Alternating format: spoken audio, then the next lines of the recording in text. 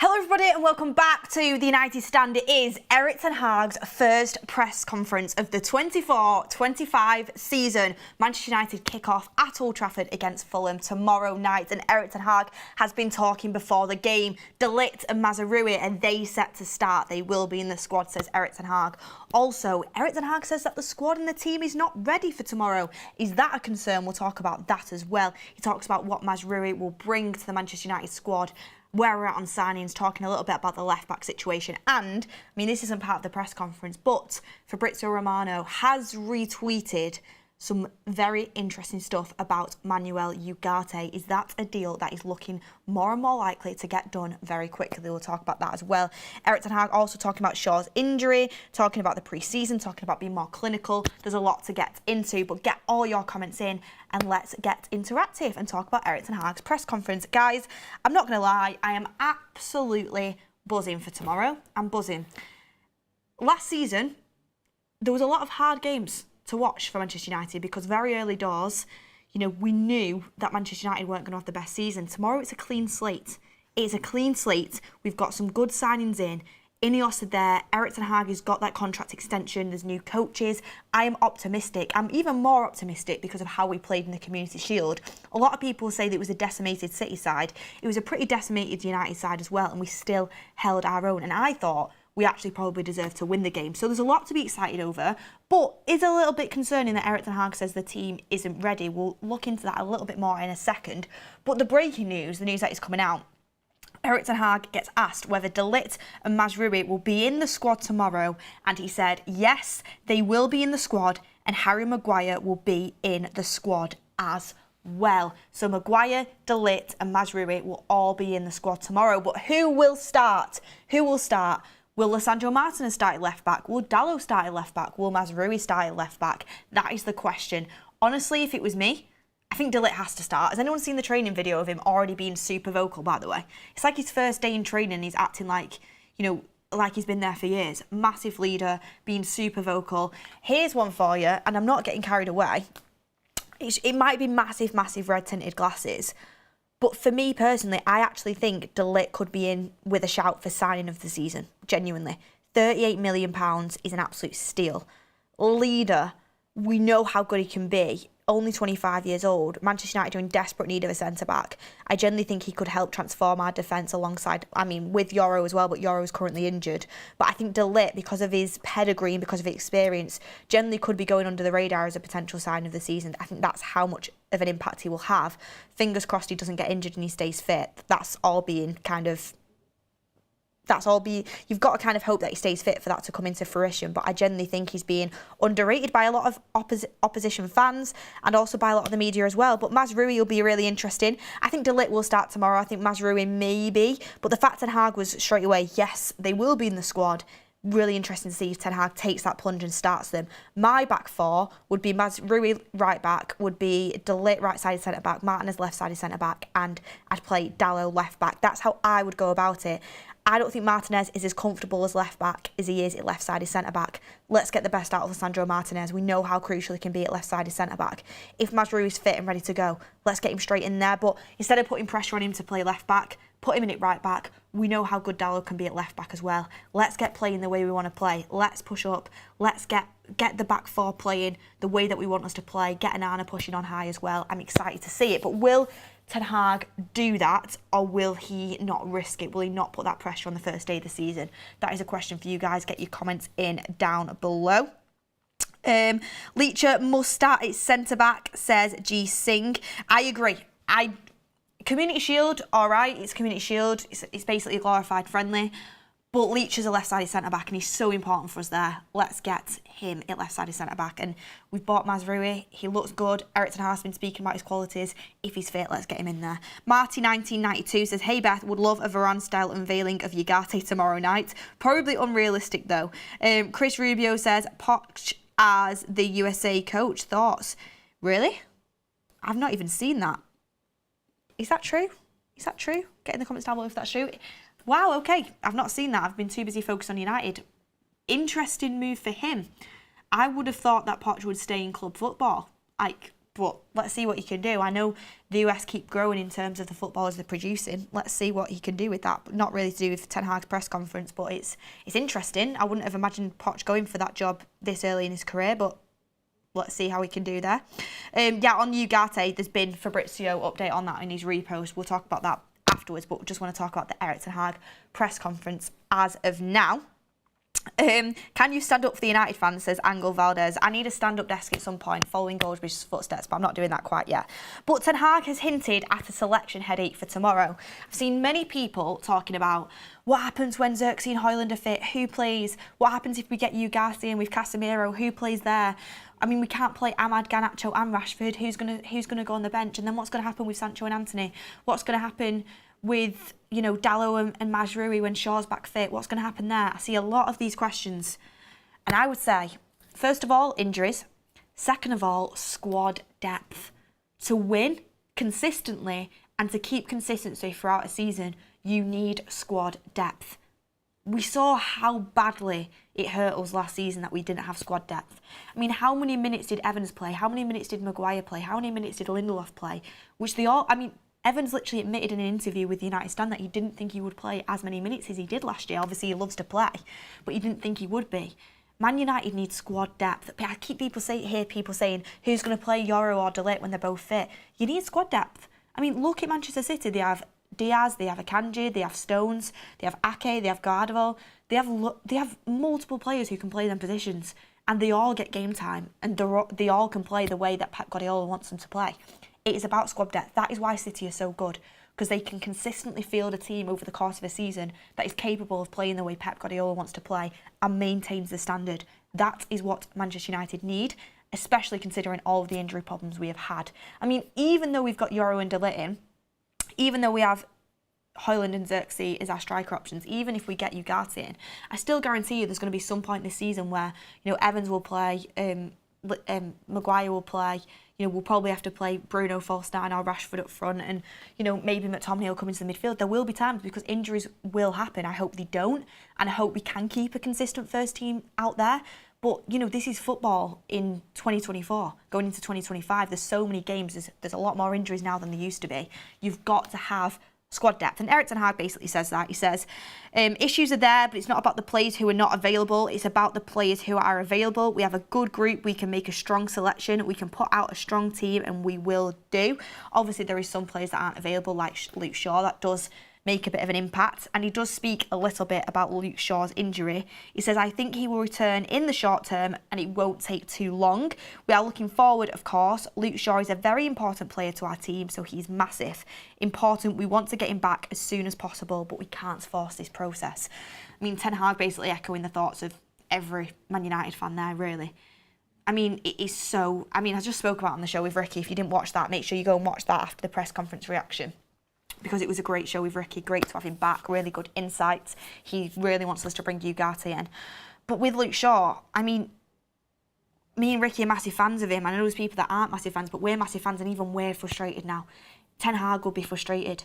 The fact we've not signed a left-back is super frustrating. I know we have players who can play there, but to not have a left-back to field in the squad on the opening day of the season after all of our troubles we had at left-back last season, to me, that's a mistake. Personally, that's a mistake. That's my opinion. We have Mazraoui and Dalot as right-backs, great. That's good depth there, but we should have a left-back to start the season, and we don't, which is unfortunate. So many people say Harry Armas. I personally think Harry Armas needs one more year of development, maybe some Europa League appearances, maybe some appearances in the Carabao Cup, and then I think next season could be his breakout season. He's only 17, he's got time, definitely got a lot of skill, but I don't think we should rush it. He wasn't part of the Carabao Cup team, which means Ten Hag probably doesn't think he's ready yet. Maybe midway through the season he might think that, but I think next season is one to really watch for Harry Armas, but definitely got talent there and still got a lot of time. But, he says that Luke Shaw's going to return in the short term. I know that Mark's already said that he's going to donate £500 to charity if Luke Shaw comes back and he stays fit till Christmas. That's where we're at with Luke Shaw right now. So it is frustrating, but this is why we have to, for me personally, we have to sign a left-back. Unless Dalot does a fantastic job there and Mazraoui is fine to start at right-back. But what happens if Dalot or Mazraoui gets injured? what happens if that happens? Then we're in a situation where, Lisandro Martinez is going to have to go to left back, and Lisandro Martinez is so crucial at left-sided centre back. I feel like we have to sign a left back to just have that assurity, because we have to have that reassurance. I really don't want to be going into, the third, fourth game of the season and Lisandro Martinez is having to start against, Mo Salah against in the Liverpool game at left back, because we need Lisandro Martinez at centre back. I don't want to have to do that, and I think for that to happen, it's really crucial that we do sign a left back. But what are your thoughts on that? Liam Monberg says, "Hi Beth, is your alter ego?" I'm so careful about super chats now because of if you were all there, I got completely baited on a super chat like a few weeks ago or a month ago or something, and now I'm really careful when I read out names in super chats. And I seen while I was away, Kev got baited as well on I think it was on the forum or countdown to kick off. So oh yeah, see, this is what annoys me. People keep saying that about Hayley Welch, and I don't see it at all, but people do keep saying it, which is really strange. Alex Marman says Erik ten Hag needs to be brave and trust his new signings. He needs to trust Ligt with Martinez at centre-back and Mazraoui at left-back to have a balanced back four and play a high line. It will also be very Ajax-esque. Exactly. You look at the back four, that's probably going to be our starting back four this season for Manchester United. You have Onana, played under Erik ten Hag at Ajax. You have Mazraoui, played under Erik ten Hag at Ajax. Martinez played under Erik ten Hag at Ajax. Ligt played under Erik ten Hag at Ajax. Dalot obviously didn't, but we know how good Dalot is technically on the ball. I'd love to. I personally think Shaw and Dalot will be our starting fullbacks if both are fit, but I just don't think Shaw will be fit that often. I hope he is, because I think he's crucial to the way we play. But I just can't count on him, so I don't include him right now. But that's interesting, and a lot of people will complain that we've bought players that have played under Ten Hag before, but the reason we brought Erik ten Hag in was because of how good the football was that he played at Ajax, playing out from the back, possession-based football. And if we can get that going at Manchester United, that would be a very good start, because we need to see a style of play. We know how good technically Mazraoui is on the ball, which is really important. Can take the ball under pressure. That's something we need, and it's something Wan-Bissaka didn't have. Defensively, I have to wait and see. I've not seen loads of Mazraoui. I will have, but I've not focused on him, so I'm excited to see him. Ligt is good with the ball, his feet. Martinez is excellent. We know Dalot is. So Onana, we brought him in for that. We've not really seen the fruits of that yet, but we're hoping to see that this season. So I think there's a lot to be excited about, because, you see the top teams and it all starts at the back. It all starts from the back. That's where it starts. Arsenal, once they solidified their defence and got a good back four in cohesion that can play out from the back, they started to develop. City, we know how good they are at it. It's super important. So I'm excited. I'm really excited to see that defensive partnership progress between Martinez and Ligt. We know Yoro can do it too. Excited for him to come through without the pressure now that we have Ligt in as well. And then also, it was so crucially important that we signed a fullback to replace Wan-Bissaka that was good on the ball, because that's where Wan-Bissaka's weakness was. So excited to see that as well. So there's a lot to look forward to.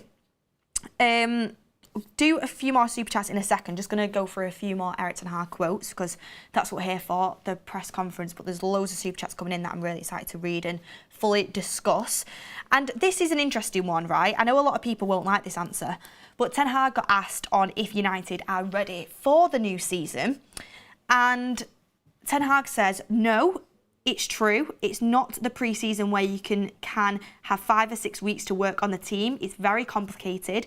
We had the USA tour and we had players at the Euros and the Copa America. Now, new signings, and we have to make a team from it. That team is not ready, but the league starts. More managers have to deal with this problem. We definitely have this problem, but we have some rules, some principles, and we have to make a start.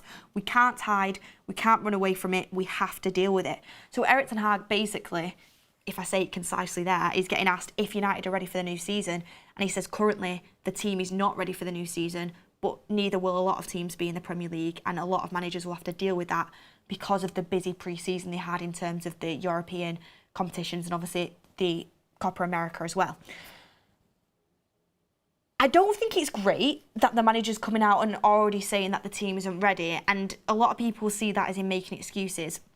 We've signed a lot of players. We've signed Xerxes, we've signed Yoro, we've signed Mazraoui, we've signed Ligt. We potentially have Ugarte coming as well, hopefully, fingers crossed. And, you know, we have the majority of the players back fit. You know, Cobby's fit, which is super important. Martinez is fit, massively important. We have De Ligt to start with him. That's super important as well. 2 fit centre-backs that are, you know, of the quality that we need. Rashford's fit. Ahmad's fit, Garnacho's fit. Obviously, it's disappointing that we have the injuries to Højlund and Yoro. Obviously, that's disappointing, but every team suffers with injuries and every team has had players in these competitions. We cannot use it as an excuse, and Ten Hag basically says that. We can't hide from it, we can't run away from it. And I think it's crucially important that Manchester United start well, especially tomorrow at Fulham. I mean, we have Fulham at home. You have to win that game. Like, you have to. And then you've got Brighton away, which obviously they've got a new manager in. We don't know what they're going to be like, but notoriously we struggle Brighton away. And then you've got Liverpool at home. That's tough opening 3 fixtures in a way. And, you know, if you start well, there's a lot of positivity behind United and you're thinking, wow, this could be a good season. I mean, them 3 games, you beat Fulham, you beat Brighton, you potentially get a draw out of Liverpool or even beat them. I'd love to beat them at home. And we know we're capable of doing that. There's so much positivity and momentum. You know, you don't start the best against Fulham and then you've got Brighton and Liverpool straight away. It's so important that we start well. And I think Ten Hag needs to build the belief within the team that we can do that instead of saying we're not ready. I don't think he should be saying publicly we're not ready. Personally, that's just my take. But I understand where he's coming from on that. Get in the chat, though, what you think about it as well. Let's see what you guys are saying. Sorry, my chat just went off then. Methane Man says, with Erik ten Hag's obsession with Rashford, if Ahmad doesn't get game time he deserves, he could leave as his contract is up in 2025. Well, Erik ten Hag's in a position now where it will be a disaster if Ahmad leaves on a free transfer. It would be a disaster. Because, one, I want him to stay because I think he's super talented, but even if he did leave, to not even get money for him with the talent he's got would be a disaster. So Ten Hag's in a position where he will have to play him. Either to get him to sign a new contract so you can get money for him, or just because he's one of our best wingers, like he is. So Ten Hag's in a position where I do feel like Ahmad will have to get more game time this season, and Ten Hag's hand will be forced, and I hope he does. I personally think he has to start against Fulham. Don't know if you will. I see Ten Hag starting Rashford and Garnacho, but I would personally start Garnacho and Ahmad. I think Ahmad deserves to start. United Stan says, happy to have you back. How many euros for Scott? I would sell Scott for £25 million, whatever that is in euros. I think that's the minimum I would want for him. Scott Treacher says, Beth, we have to bid for Ferdi Kadioglu.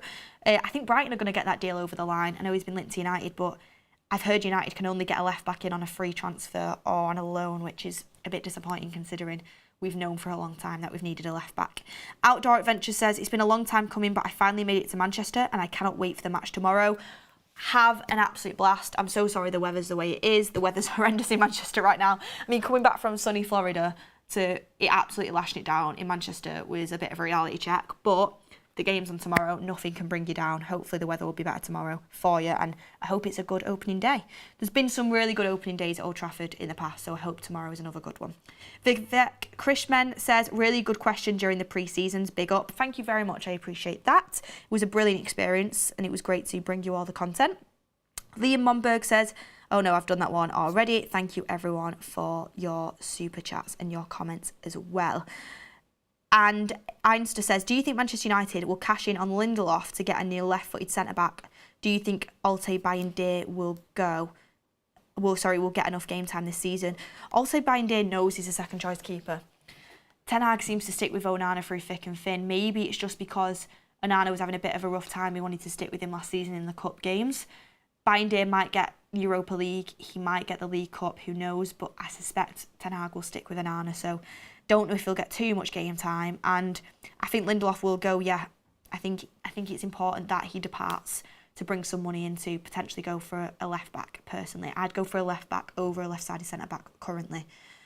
I think we need both, but I'd be more inclined to go for a left-back. Or, you know, a left-sided centre-back who could also play left-back would be ideal, wouldn't it? Pete Phillips says, playing a higher line and deploying a ball-playing sweeper keeper in Onana will no doubt pick up yellows and suspensions. Can we cover him if he's out? Well, yeah, obviously we'll have a we'll have Bayern if you're talking about Onana getting suspensions, but I don't see that happening, to be honest, personally. With Onana, I think Onana will be fine. But let's see, let's get ready.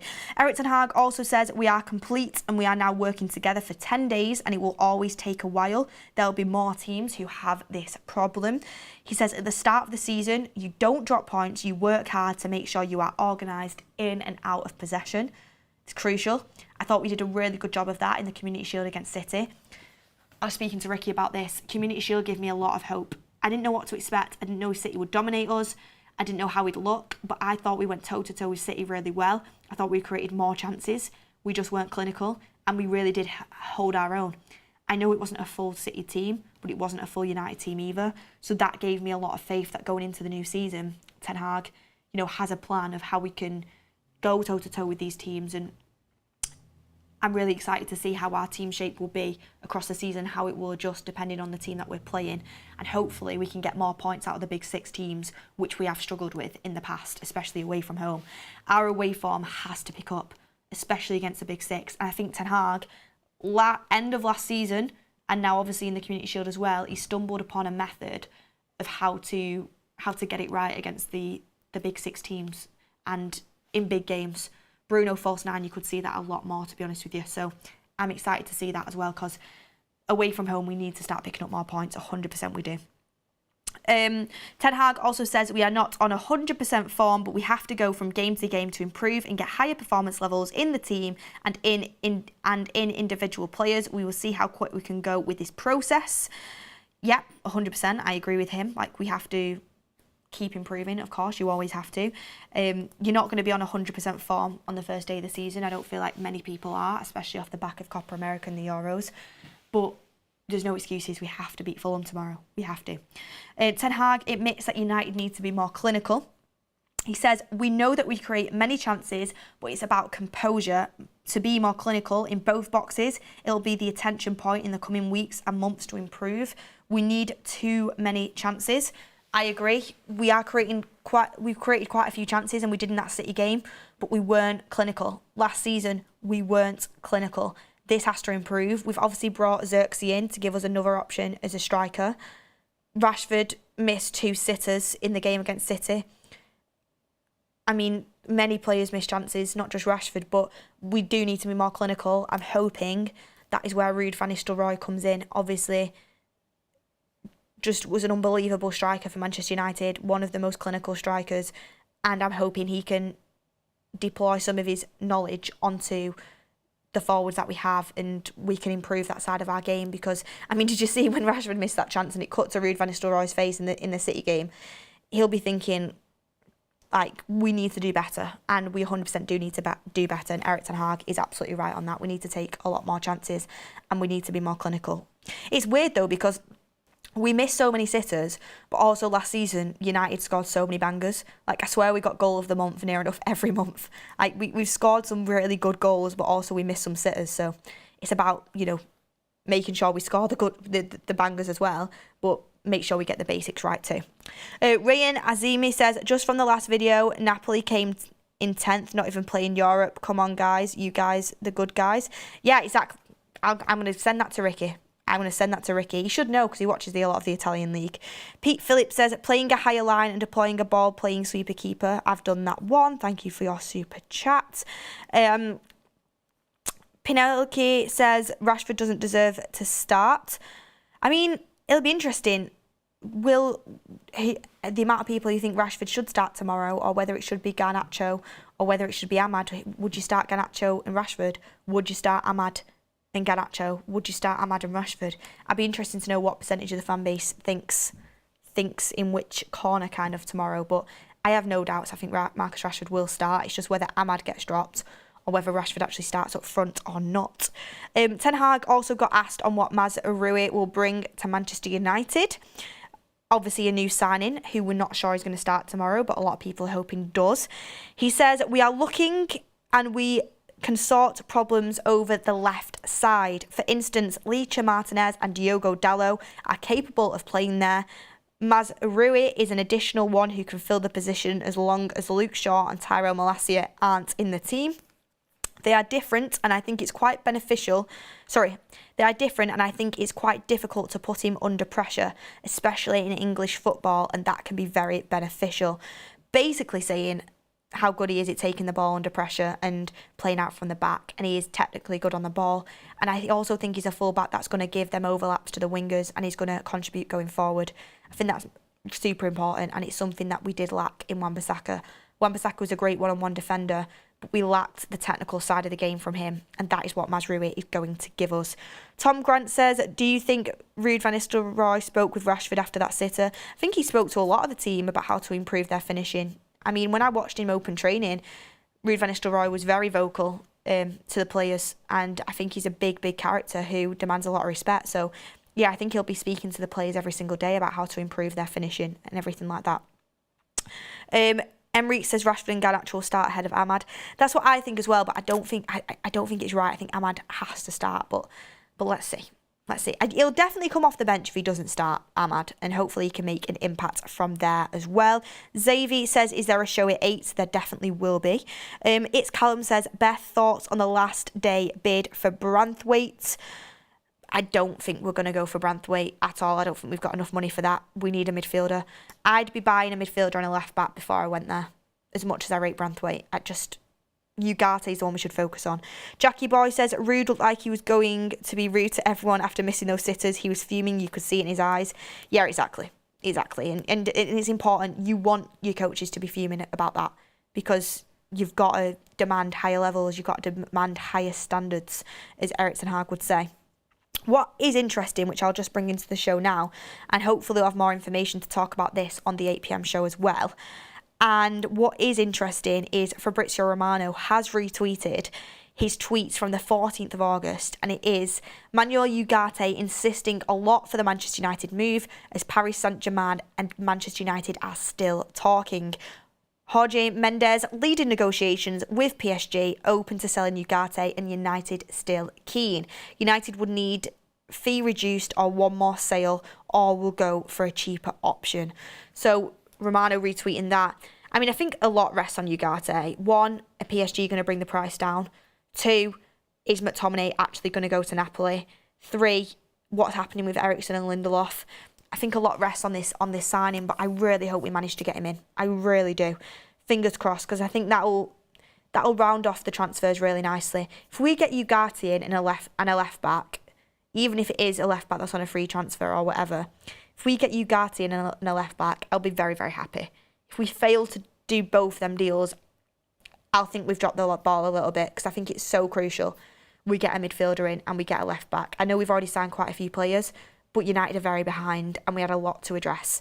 We have to sign a midfielder. My priority is Ugarte, and we have to sign a left back in my opinion. But yeah, that's Erik Ten Hag speaking before the Fulham game. What are your predictions for the Fulham game, everyone, by the way? I'm not going to give my predictions for the Fulham game until... Or should I give my predictions? I think we'll win. I think United will win 2-0. 2-0. Maybe 3-1. I think we'll win comfortably against Fulham. Maybe that should start the season positivity, but I do think we'll win. And yeah, I've got my Manchester United and Premier League pre-season predictions coming on my own YouTube channel soon as well. I'm going to try and get them out before tomorrow. Who's going to come first? Who's going to come bottom? Who's going to get top 4? United going to win the Europa League. Going to be predicting that if you want to go over and check that out. But we've got so much more to come for you on the United Stand. We've got the 8 p.m. show tonight. Hopefully we'll get a little bit more news on Ugarte and potentially Scott McTominay news on his exit. And we've got all of the match day content tomorrow. We've got the road trip. We've got the regular news shows. We've got countdown to kick-off. We've got watch along with Goldbridge. We've got his final score. We've got the fans forum. Match days are back in full swing, and I cannot wait for it. Get all of your comments in. What are your predictions? Let me know. Richard Jack says, what's your YouTube channel, Beth? I think it's just Beth Tucker, to be honest with you. I think that's what it is on YouTube. Search Beth Tucker and I'm sure it'll come up. But look, everyone, stay tuned for more breaking news on the United Stand. Hit a like on the video before you go, and I will see you on the next one.